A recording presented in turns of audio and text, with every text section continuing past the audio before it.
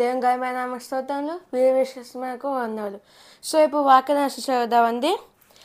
కీర్తన గ్రంథం 23వ కీర్తన 1వ చరణం. యెహోవా నా కాపరి, నాకు లేమి కలగదు. ఇదే ఇంగ్లీష్లో చదివితే the lord is my shepherd, I shall not lake. ఇదేంటంటే యెహోవా నా కాపరి, నాకు ఏం కలగదు. ఇది ఎలా అంటే యెహోవా నువ్వు నాకు కాపరి ఉండగా నాకేం కలిగిద్ది. లైక్ ఎగ్జాంపుల్ ఏంటంటే కాపరి గొర్రె మేపినప్పుడు లయన్ కానీ ఇంకోటి వోల్ఫ్ ఏమి వచ్చిద్దా చెప్పండి?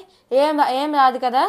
అలాగే కాపరి అయినప్పుడు వోల్ఫ్ లయన్ అన్నీ వచ్చి తినేస్తాయి. ఇది మనం కాపాడించుకుంటే ఏంటి, యెహోవా కాపాడినకు ఏ సమస్య అయినా, ఏ లోటైనా, ఏ కష్టం వచ్చిద్దా? అదే యెహోవా కాపాడకపోతే కష్టాలు, ఆర్థిక ఇబ్బంది అన్నీ వస్తాయి. సో ఇప్పుడు ఏంటంటే యెహోవాని కాపాడకుండా అంటే ఎగ్జాంపుల్ చెప్తాను. ఫస్ట్ వేషధాన్ని విడిచిపెట్టాలి. అంటే ఇప్పుడు వేషధాన్ని అంటే ఎలా అంటే బయటకు ఒకలాగా లోపలికి ఒకలాగా. అంటే ఇప్పుడు బయటకు వెళ్ళాగా లోపలికి వెళ్ళాలంటే బయట పరిశుద్ధిగా ఉంది, లోపల చెడుగా ఉంది అలాగా. అది దేవుడికి ఇష్టం లేదు. ఇంకో చెడు సహవాసాలు అంటే ఫ్రెండ్స్తో రామా ఎంజాయ్ చేద్దామని, అది దేవుడికి ఇష్టం లేదు. నెక్స్ట్ పెద్దోళ్ళకి ఏంటంటే ముస్లిం ముచ్చట్లు.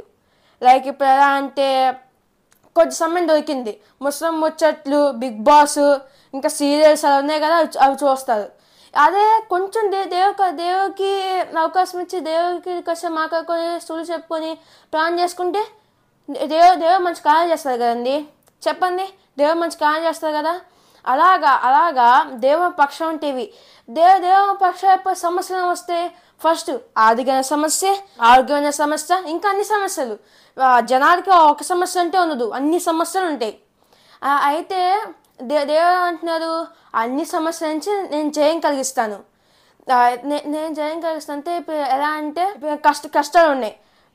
కాసేపు దేవుడు ప్లాన్ చేసుకుంటే ఆ కష్టం గురించి ప్లాన్ చేస్తే దేవుడు జయమిస్తారు. సో అలా దేవుడు అంటున్నారు, ఈ కొద్ది వాక్యం దేవుని దీవించుగాక. ఆమేన్.